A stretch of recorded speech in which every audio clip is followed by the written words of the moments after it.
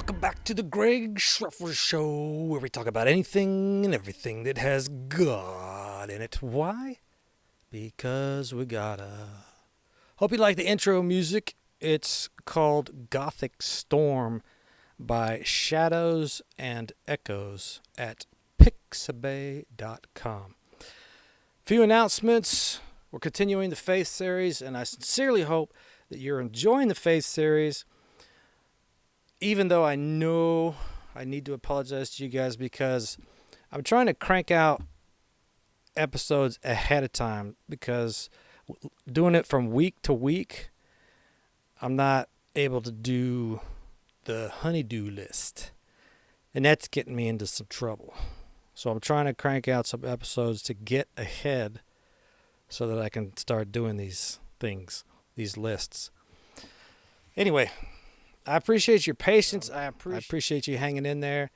I'm really trying hard to be more energetic because I hate being that monotone professor. And if I don't watch myself carefully, it's easy to slip into. So, stay with me. Thank you so much. Remember, if you can't watch, listen on your preferred podcast platform. All right. So far, we have walked chronologically through faith. Abraham, covenant trust before fulfillment. Moses, deliverance under oppression. Joshua, obedience before visible victory. And Rahab, outsider faith grafted in. Then we went into the New Testament with mustard seed faith kingdom principle taught by Jesus himself, the big man.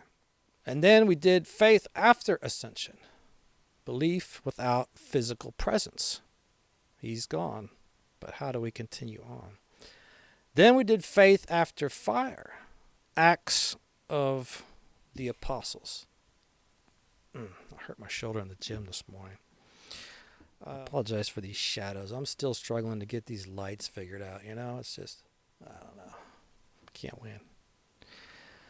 Move one, adjust one, figured another. Anyway, episode 35 showed Pentecost power. Remember the Greek study we do? The dunamis, bold proclamation, and the parousia, obedience over authority, and the peitharchia, perseverance and endurance, and the hupomeno, Stephen's martyrdom, witness, which was martus.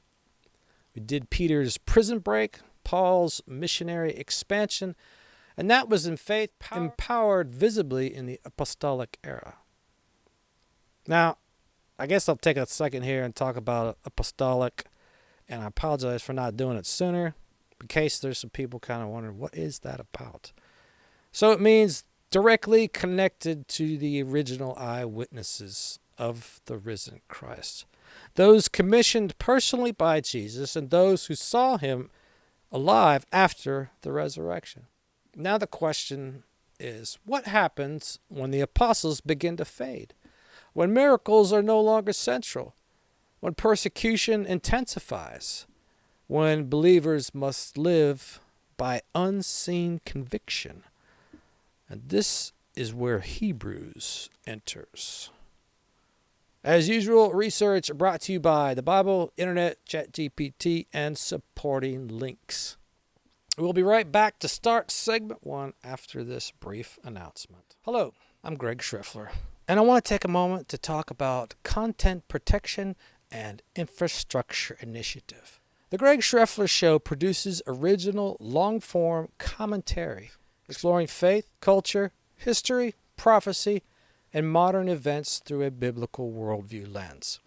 As the show grows, it is critical to establish permanent legal protection and structural stability to ensure long-term distribution and ownership integrity.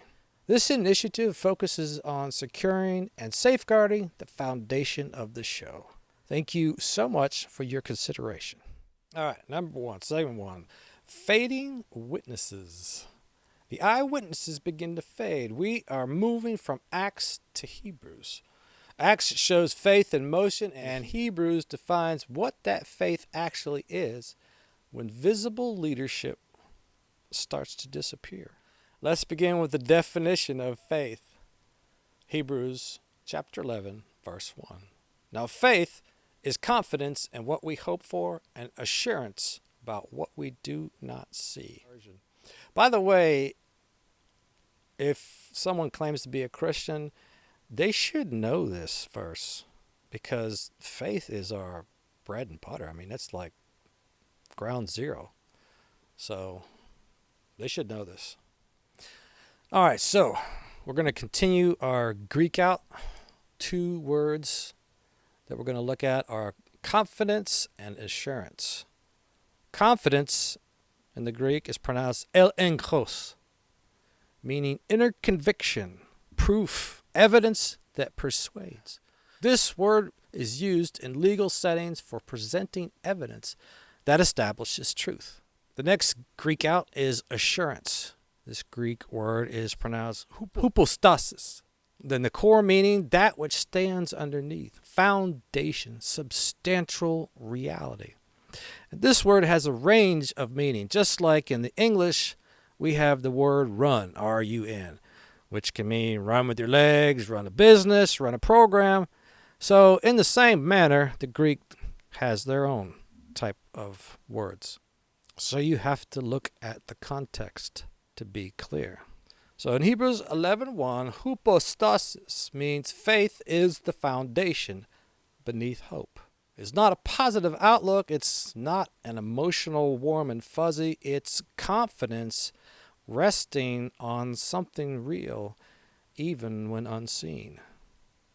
Faith, according to Hebrews, is inward persuasion about outward reality. And in this case, the outward reality is unseen. So this is a critical transition because miracles are no longer constant and apostles are no longer physically present. But Hebrews does not stop at definition. It immediately gives us vertical focus. Hebrews 11:6. Now without faith it is impossible to please him. For the one who approaches God must believe that he exists and that he rewards those who seek him. So now the purpose is clear. Faith is not primarily about surviving Rome. Faith is about pleasing God. So hopefully you can draw the same strength that these early Christians drew about your sucky situation. It's not just about survival, it's about pleasing God. So this changes the lens. Faith under empire is not political defiance, it is vertical loyalty. Now let's notice the 2 requirements in the verse. Number 1, believe that he exists. Number 2, believe that he rewards. Existence, reward. Faith is relational trust, not fanaticism or zeal or obsession. Because fanaticism demands attention, but faith seeks God. And that distinction matters in a post-apostolic world. Post-apocalyptic, that's what I was going to say. Let's look at 2 Timothy 4:6-7. For I am already being poured out as a drink offering, and the time of my departure has come. I have fought the good fight, I have finished the race, I have kept the faith.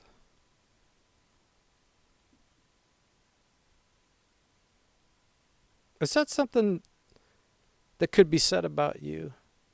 If you were to die in the next 10 minutes, could that be said about you? You fought the good fight, you finished the race, you kept the faith.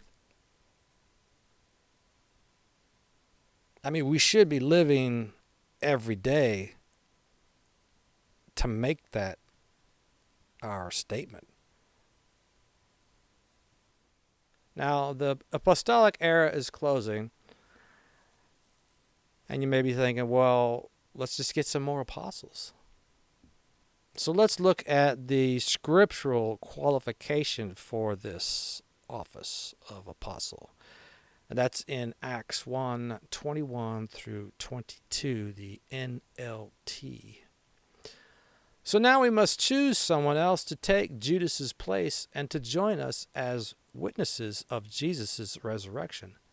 Let us select someone who has been with us constantly from our first association with the Lord, from the time he was baptized by John until the day he was taken from us into heaven. Do a little Greek out on this word witness. We've examined it before, martus. And we're going to look at it again to help clarify this transition. In Acts, martus is an eyewitness. But once those eyewitnesses begin to die, what remains? The testimony, or martyrion.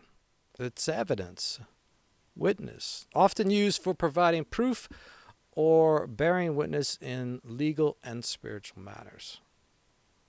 Let's also look at some non-cons. So if you're not familiar with the show and you're just joining us, non-cons, non-canonical, I just call them non-cons for short. That means they're not in the canon, they're not in the Bible itself, but they're Second Temple, early Christian literature that bears truth in and of itself. But anyway, I just want to make sure that we all know that. So we're going to look into early post-apostolic history. Not scripture, but early historical records. Ignatius of Antioch. He's an early 2nd century bishop, AD 35 to 107. And in his letter to the Romans, chapter 4, Ignatius writes, while being transported to his own execution. Anyway, he writes, "Permit me to be an imitator of the passion of my God." So Ignatius is not claiming new revelation. He is grounding his endurance in what was already delivered. Faith without living apostles. Faith grounded in what had been handed down. Let's look at another non-called called the Didache. Late 1st century or early 2nd century Christian teaching document. In Didache, chapter 4, verse 13, believers are instructed, "You shall not forsake the commandments of the Lord, but you shall guard what you have received." Guard what? What did I receive? Guard the gift of salvation. Now, the gift is available, but it is also optional. You have to accept the gift. But it's an important gift. And it does require you to guard it because you can lose it if you're not careful. So this is preservation of salvation. Let's look at a scholar, Dr. Craig Keener, professor of New Testament, Asbury Theological Seminary. Keener writes, "The earliest Christian communities were anchored in eyewitness testimony. Their authority derived from those who had encountered the risen Jesus." So this reflects the shift from living witness to preserved witness. Let's look at another scholar, Chuck Missler, founder, Koinonia House, Bible teacher, author, engineer. Missler observed that Hebrews is written to a generation under pressure, urging them not to drift from what has already been established. So Hebrews does not introduce new revelation. It reinforces endurance in what has already been revealed. Why does that matter? Acts equals faith demonstrated publicly through apostles. And Hebrews equals faith demonstrated through believers when apostle visibility decreases. So as eyewitnesses fade, faith must mature from spectacle to conviction.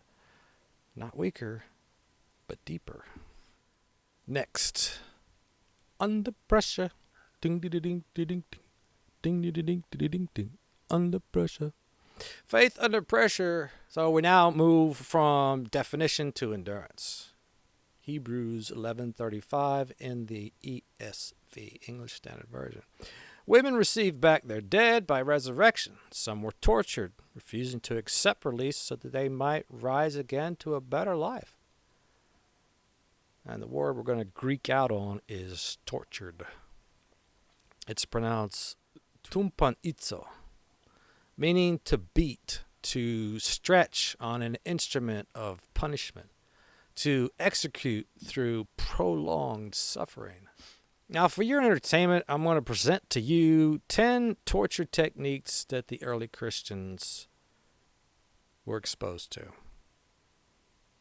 Number 10, and this, I actually would prefer you actually read the article. It's going to be in the show notes because it's very interesting, but I'm just going to cover these quickly. Number 10, cooked to death.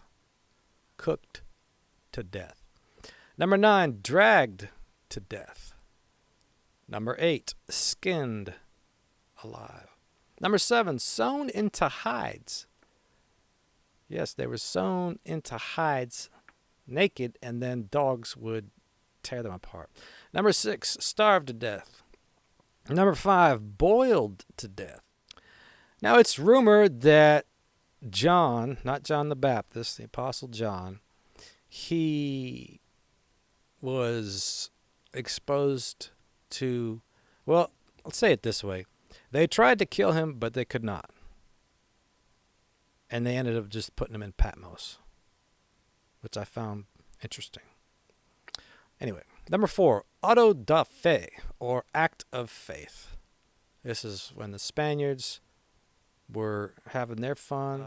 Number 3, ground to death in a mill. It's a big, heavy stone that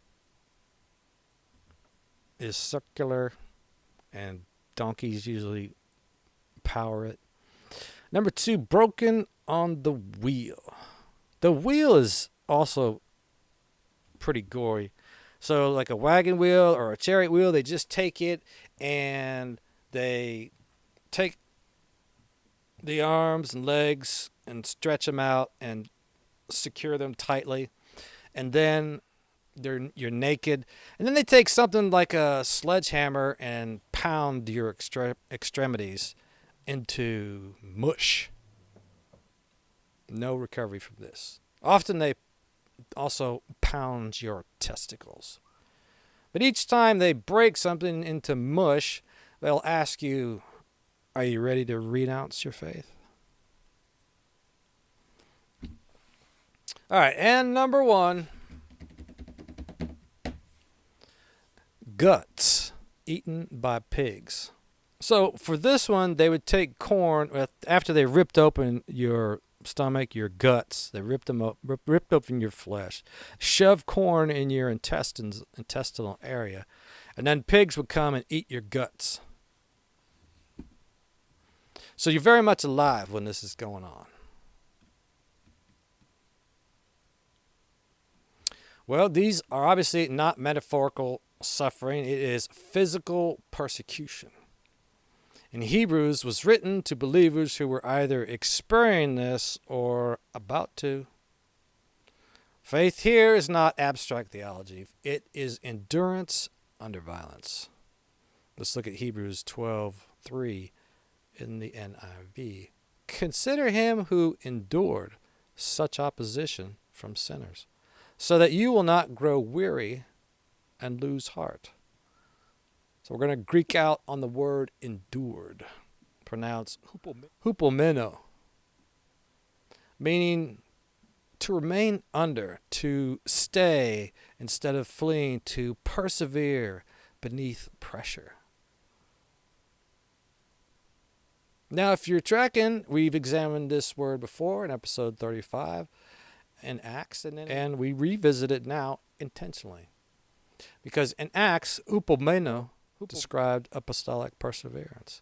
But in Hebrews, it becomes the lifestyle of the entire church.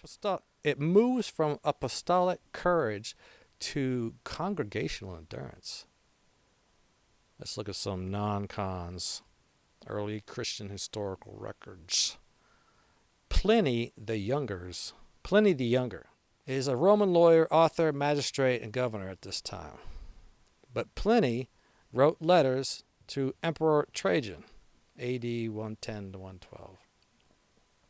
And he writes describing Christians. They were accustomed to meet on a fixed day before dawn and sing a hymn to Christ as to a God. So what's interesting about this, it's not Christian writing, it's Roman testimony. Even under investigation, believers continued to worship. Faith did not collapse under imperial scrutiny. Let's look at another scholar, Craig Keener. He writes, persecution in the early church did not extinguish faith, it clarified allegiance. Hebrews 12 echoes that clarification. Faith under pressure exposes what is genuine. Ron Rhodes, he's one of our old scholars, president, Reasoning from the Scriptures Ministry, THD, Dallas Theological Seminary. Anyway, Rhodes notes, the early Christians understood that suffering for Christ was not a contradiction of faith, but a confirmation of it. Do you remember the apostles being happy to be found worthy of suffering for his name? And that is precisely the theology of Hebrews 11:35. Stay disciplined. Let's look at why Revelation still matters here. Revelation reinforces endurance. Now let's jump to Revelation 2:10 in the New King James. Be faithful unto death, and I will give you the crown of life. Faithfulness under empire endurance. Under pressure. Hope beyond death. Now before we begin segment 3, we'll be right back after the following announcement. Hello, I'm Greg Schreffler, host of The Greg Schreffler Show, a long-form faith and cultural vodcast, which just means video and podcast. Over the past year, I've produced over 30 episodes independently without sponsorship or institutional backing. My goal has always been simple, to provide content that strengthens faith, sharpens thinking, and illuminates truth in a world that often seems spiritually dark. Right now, the show is entering a critical phase, one I call Protect and Stabilize. While the content is available online, several key legal protections are not yet in place. Specifically, the show's name is not yet federally trademarked. Individual episodes are not yet copyrighted, and we don't yet have a virtual business address to receive official legal correspondence, because I don't want to use my personal address, because once you file these things, they're public. Anyway, securing these protections ensures that the Greg Schreffler Show can continue uninterrupted, maintain its integrity, and prevent anyone else from misusing its name or content. Your support will go directly toward these legal productions. Here's the estimated cost breakdown. Federal trademark filing, $350. Legal review, if needed, $1,000. Virtual address for 1 year, $300. Copyright registrations for key episodes, even though I don't know how I'm going to decipher what episode is key and what's not. Anyway, that's $250. Hosting stability reserve, $120. So that brings us to a total of $2,020. And every dollar goes directly toward protecting the show. Any additional monies collected will go back into the show fund. For those of you who want, you can become a monthly supporter, helping protect the show's legal foundation, hosting, storage, and future episodes as an ongoing basis. Every gift, one time or monthly, makes a meaningful difference. If this show has strengthened your faith, challenged your thinking, or inspired you in any way, which is pretty cool if it did, your contribution will help ensure it continues safely and professionally for years to come. One last thing. While money is needed to grow and secure the show, your prayers are equally, if not more so, vital to the show's success. Thank you for helping protect the Greg Schreffler Show and for being part of this mission to keep faith-based voices strong and independent. All right, next. Faith beyond sight. Faith when miracles are not central. So Acts records visible signs. Hebrews prepares believers for endurance without the constant spectacle. This is not a contradiction, it's growth. Hebrews 2, 3 through 4 in the NIV. This salvation, which was first announced by the Lord, was confirmed to us by those who heard him.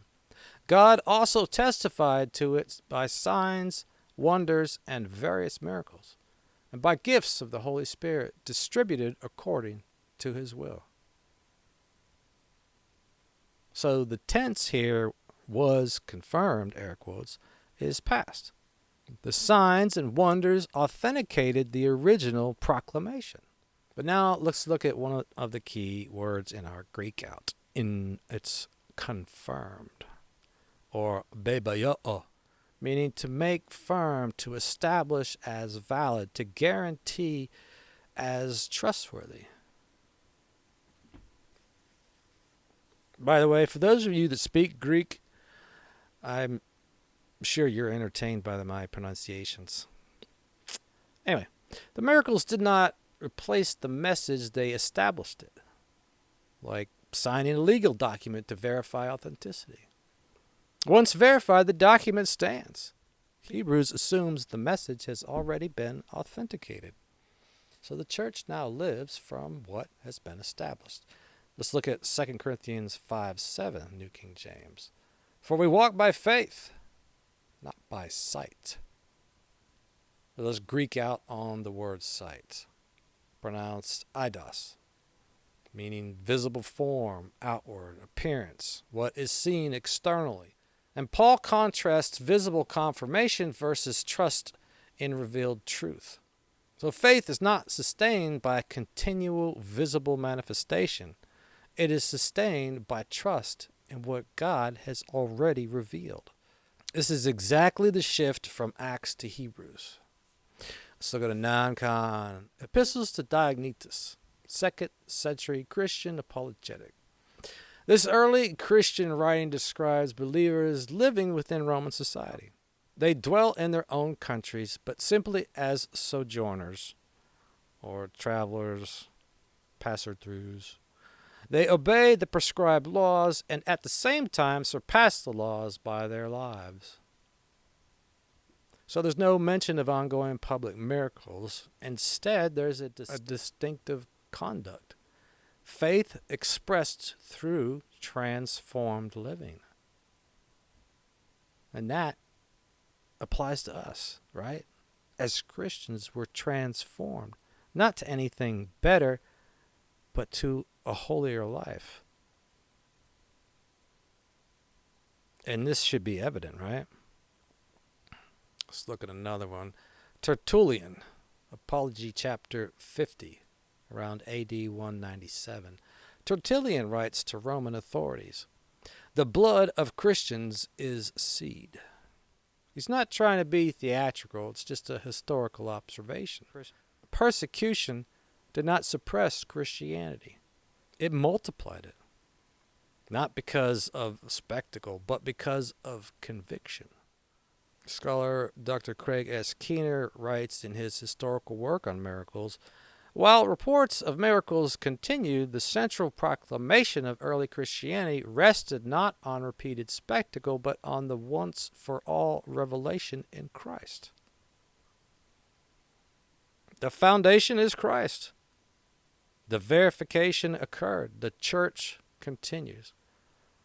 Let's look at Dr. Michael J. Kruger, president and professor of New Testament Reformed Theological Seminary.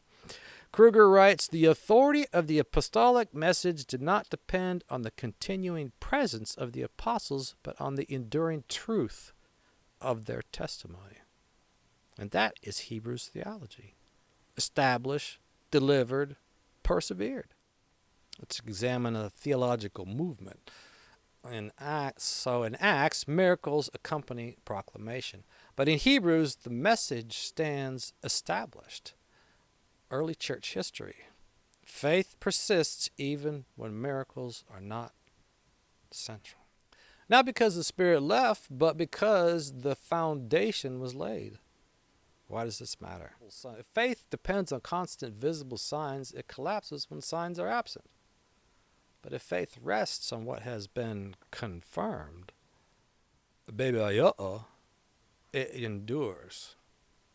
Empires cannot undo what God has already established. Next, shrink back. Faith does not shrink back. Hebrews moves from defining faith to commanding endurance. This is no longer a description. But I'll ask you, is it a warning or a reminder? Hebrews 10:32 through 34 RSV. But recall the former days when after you were enlightened, you endured a hard struggle with sufferings, sometimes being publicly exposed to abuse and affliction, and sometimes being partners with those so treated. For you had compassion on the prisoners, and you joyfully accepted the plundering of your property, since you knew that you yourselves had better possessions and an abiding one. Wow. Are we there? Or would we enjoy the plundering of our works?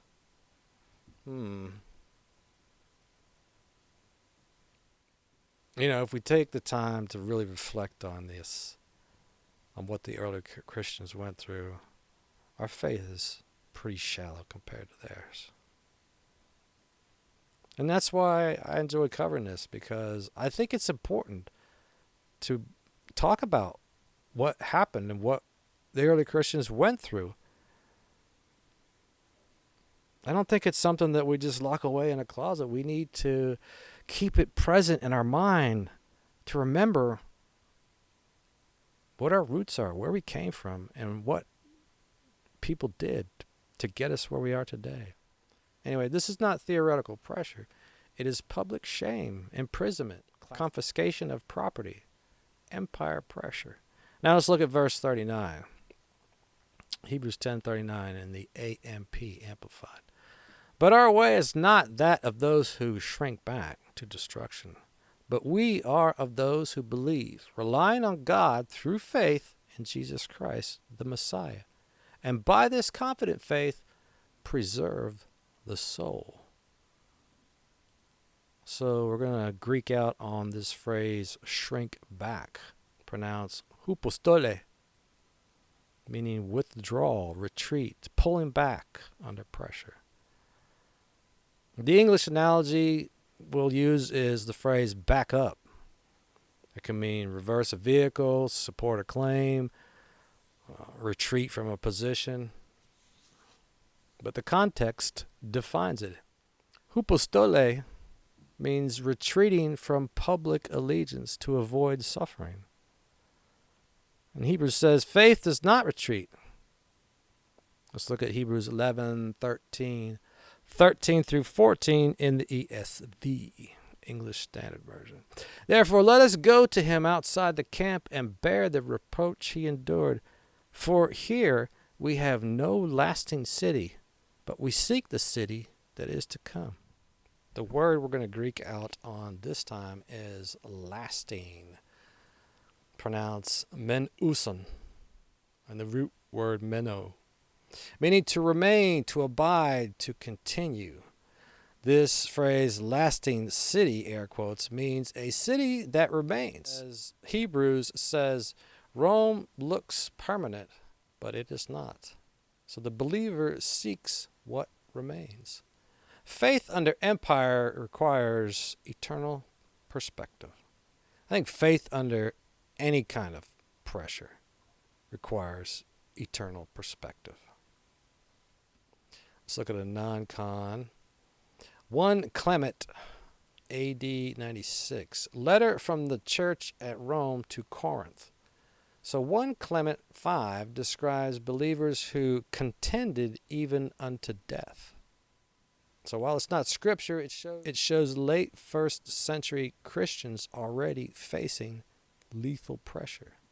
They did not retreat. They endured. Let's look at another non-con called Shepherd of Hermas, 2nd century Christian writing. In Vision 3, believers are described as stones being tested under pressure before being fitted into a tower. This imagery reflects Hebrews theology. Testing precedes permanence.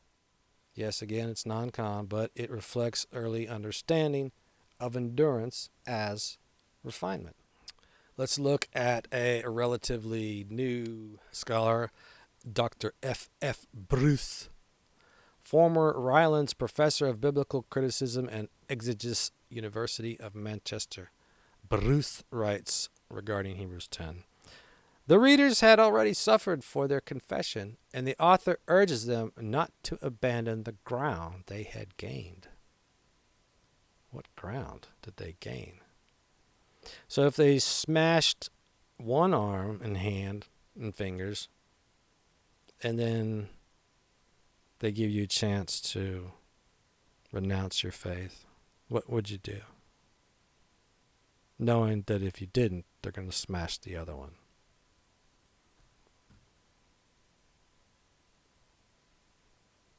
Hebrews is not addressing hypothetical weakness. It is confronting the real temptation to withdraw.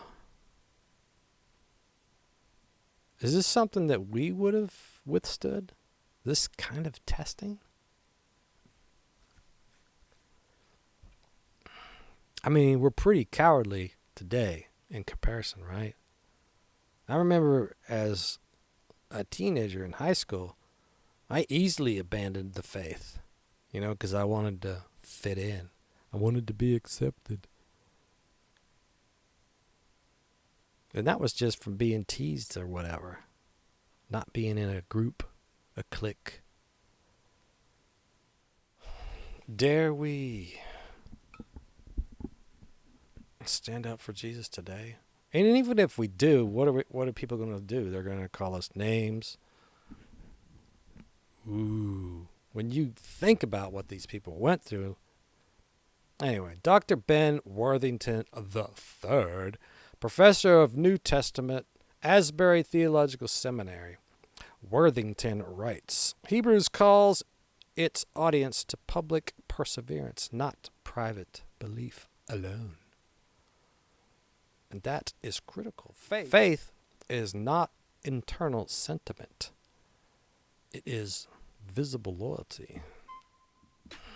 All right, in closing, I'll say this as you listen to rap beats music by Daifoongai at pixabay.com. So this is gonna be a completion of Hebrews. Hebrews has now shown us what faith is, or the definition thereof, being sure of what we hope for, certain of what we do not see. Why faith matters. Hebrews 11:6. Because without faith, it's impossible to please God. So, do we have faith? If we don't, we're not pleasing God. Also, what faith costs. Hebrews 11:35. Dead, raised, righteous, tortured. And what faith endures. Chapter 12, verse 3. Consider who endured. Don't grow weary. Lose heart. We also learn what faith must not do in Hebrews 10:39. Shrink back, like I did in high school. Where faith is anchored is another thing we learn. Chapter 13, verse 14. This is not our home. We look forward to his return. This is not our home. So when they're plundering our stuff, we got to remember that our treasure's in heaven, right? We look forward to his return. So the empire threatens property, reputation, freedom, life. And Hebrews answers, do not retreat. Hold. Do not drift. Do not seek permanence here on earth. Faith looks forward to what remains. And in the next episode, we're going to look at how the vice tightens on those who believe and keep the faith. To be continued. Hey, thanks for watching. Thanks for listening. Thanks for hanging out with me. Don't forget to leave a review. Tell me what's going on with you. Don't forget to subscribe. Tell your family, friends, neighbors about the show. Get them to subscribe. And until next time, stay safe and keep the faith.